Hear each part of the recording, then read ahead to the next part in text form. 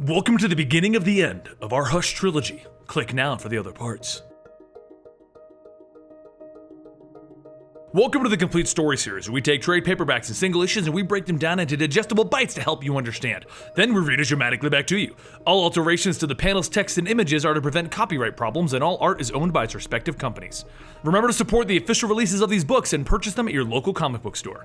Now, before we begin, I want you guys to be aware that this takes place in a different continuity from the main storylines that are happening. This is pre-New 52, so everything that happens here is separate from the rest of the universe that's happening as we speak.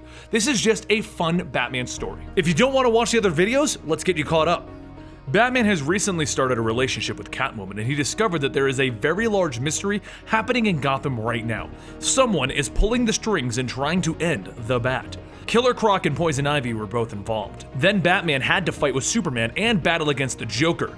All the while, a man with a bandaged face has been watching and pulling the strings. We last left off with the man being revealed to be Harvey Dent with a fixed face, telling Gordon that there are major things happening right now in Gotham, all of which are here to stop Batman. So let's go to the Batcave, where Batman is trying to piece together all of his evidence. Batman and Catwoman are trying to figure out what their next move is to solve this mystery when Tim Drake jumps in to fight against Catwoman. "You shouldn't be here," he tells her. "You must have seduced him or something." They go back and forth until Batman himself steps in and tells them, "Enough. You can't trust her, Batman."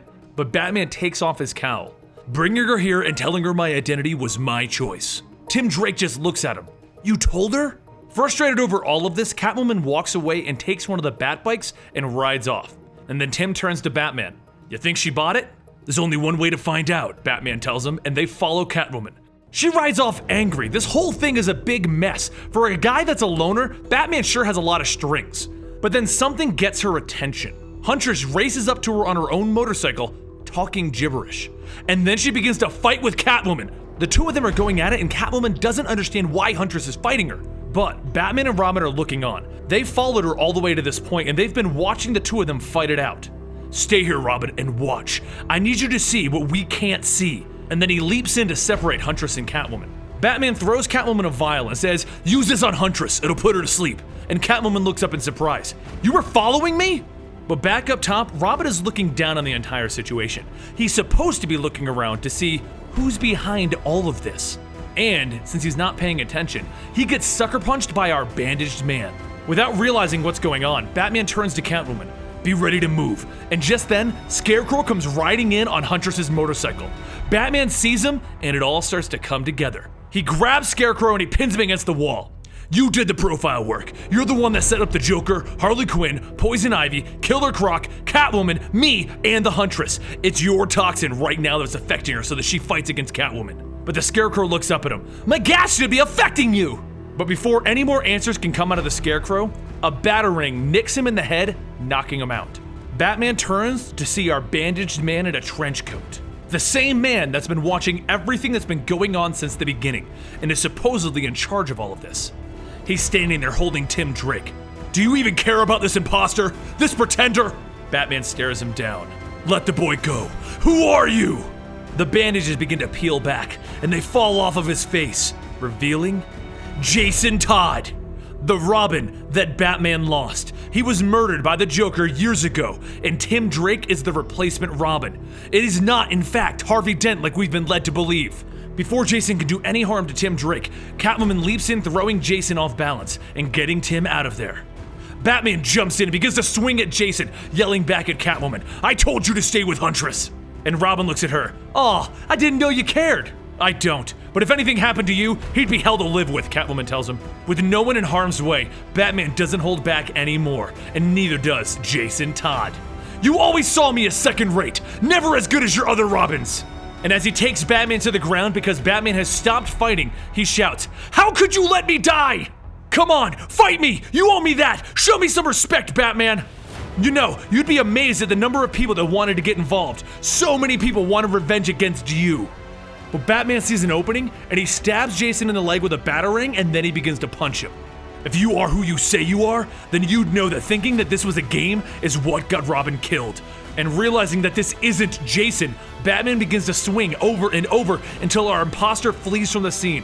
Batman shoots his grappling hook, and he follows with Catwoman trying to follow behind him, but Tim holds her back. He needs to do this. Even if that isn't Jason, Jason's death still haunts him. Why do you think he has a memorial to Jason in the Batcave? On the rooftop of the nearby building, the Jason imposter begins to get the upper hand on Batman. I have to admit, I'm a tad disappointed. You were distracted by Catwoman, and then the death of Thomas Elliot sent you over. You even chased the Joker and Ra's al Ghul, but you never figured out who it was, and it was in front of you the entire time. Batman thinks back and he realizes that the Jason imposter is slightly right. Batman falling into Crime Alley because his grappling hook was cut at the start of our story, and the front left tire of the Batmobile blowing out was the exact same tire that Jason was stealing when they met. It was all designed to make Batman think that this was Jason Todd from the start. But Batman doesn't buy it, and he grabs the imposter. You are not the Robin who died! There was one defining fact that proved to Batman that this Robin couldn't be Jason Todd. He never called him Bruce. Then the Jason Todd imposter melts away into a pile of clay. It was Clayface the entire time. Catwoman and Tim arrive on the scene and they inform Batman that the Huntress has left taking the motorcycle, and then they clear up this whole does Batman trust Catwoman thing.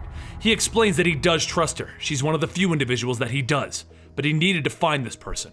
But Batman is still frustrated because if this wasn't orchestrated by Jason Todd, then there is still a mastermind behind all of this, and all of the clues pointed to Jason Todd. So who else could it be? Batman decides to head over to the clock tower because Oracle is sitting in there trying to make sense out of all of this. None of this is making sense. It's all been arranged to mess with Batman's mind. His villains are all acting differently and under someone else's orders. Killer Croc was kidnapping and demanding a ransom. Poison Ivy was using Catwoman, one of her friends, to steal that money. The Joker was set up to look like he had killed somebody. And Harley Quinn, well, she was just being Harley Quinn, but she was with the Joker. Then whoever was behind this was trying to make him think that Jason Todd was revived by the Lazarus Pit and is back to haunt him. And now it would appear that Scarecrow arranged this entire plan. What the heck is going on? But then Oracle asks Batman a rather peculiar question. When you hurt your head, what made you think of Thomas Elliot as your surgeon? Why did you request him? And Batman turns to her. Why? She shows him an electronic relay that was patched into their computers, one that would flash a single image of Thomas Elliot in between their communications, implanting the idea of Thomas Elliot into Batman's mind. And there's only one person that could have rigged that up: Harold. Harold was a mute hunchback man that Batman gave a job to a long time ago, and he had a remarkable ability with computers. So Batman took him in and allowed him to help with the Bat computers. So Batman has Oracle set up a meeting on the Gotham Bridge on a stormy night, and he approaches it to see Harold there. What did he give you to get you to betray me, Harold? And Harold turns around. Happiness. You could speak! He offered to fix me if I would just put in that relay. He knew who you were behind that mask, and he knew about the cave. Harold, I can forgive you. The desire for happiness is a very powerful one. Just tell me who is behind all of this. But before Harold can reply, 2 bullets go through his throat and his head. Batman turns around to see our bandaged man in the trench coat once again. It wasn't Harvey Dent. It wasn't Jason Todd. Who is this man? Oh, was that a friend of yours, Bruce? And he opens fire on Batman, forcing him to jump onto the support beams of the bridge. He then jumps back down, kicking our masked man. The game ends tonight. And that's when Batman sees it. Thomas Elliot's necklace around the man's neck.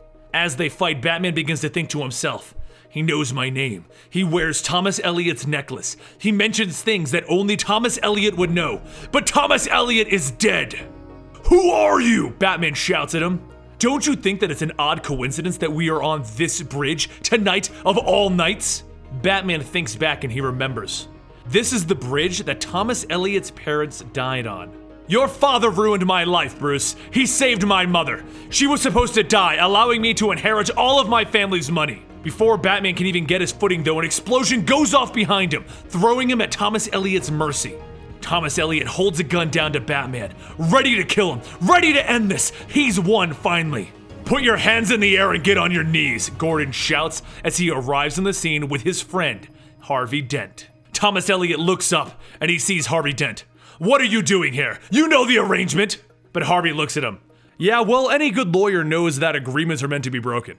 And he shoots Thomas Elliot in the chest, throwing him off of the bridge.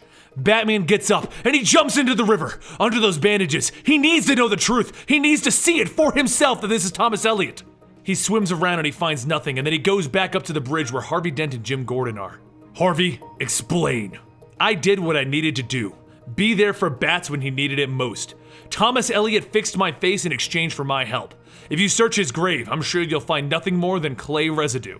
So that was the master plan. This was all Thomas Elliot's scheme to get back at Bruce Wayne for his father allowing Thomas's mother to live.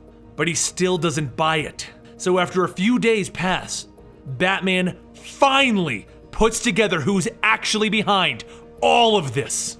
Batman arrives at Arkham Asylum to accuse the one person smart enough to assemble all of this.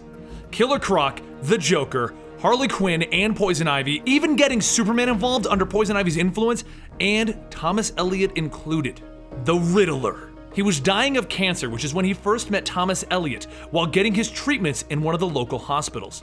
But a Lazarus pit is what they used to cure him, and as they got to know each other, they realized that they had a common enemy. So the Riddler invented the Bandaged Man, the villain that he calls Hush. But the Riddler isn't through. He looks up. Riddle me this. Who is that under Batman's mask? And now, the world is my oyster, right, Bruce? But Batman just stares him down. What time is it when an elephant sits on a fence? Huh? Time to get a new fence. Everyone knows that one. It's worthless. And that's why I fear nothing from you. You had to tell Elliot, but no one else. Not even Clayface knew my name when he was playing Robin. I know you, Edward Nygma. Riddles are your addiction, and a riddle that everyone knows the answer to is worthless. The Riddler holds his finger up to stop Batman, but he realizes that Batman is right. Besides, if you ever did anything with my identity, I know Roz is very unhappy that someone used his Lazarus pits, and he might have a few words with you if I ever told him who did it. Things are still not complete though, as Batman meets up with Catwoman to discuss their situation. He asks her, what if they were manipulated by the Riddler with everyone else? What if this love is just another one of the Riddler's schemes? But she tells him this isn't. This is real. He turns concerned though. I'm not good at this. Friends, partners, lovers, it all ends in betrayal and death.